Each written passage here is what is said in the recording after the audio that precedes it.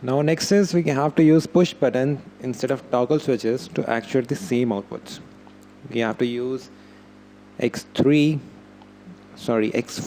to actuate Y0, Y1, Y2 and X5 to actuate Y3, Y4, Y5. Now we know that X0 is connected to toggle switch and X1 again to toggle switch. Now we just have to change the address. Instead of X0, I'll write X4, which is our push button, and instead of X1, I'll write X5. So we have changed the inputs by changing the addresses. Next is same, we have to compile and send it to the PLC. Now the program has been transferred. Now in this case, when I press X0, my 3 outputs are on, and when I press X5, my other 3 are on. And when I press both, you can see the results. That's very simple. So if you have different inputs which are connected at different buttons, you just have to change the address. That's it.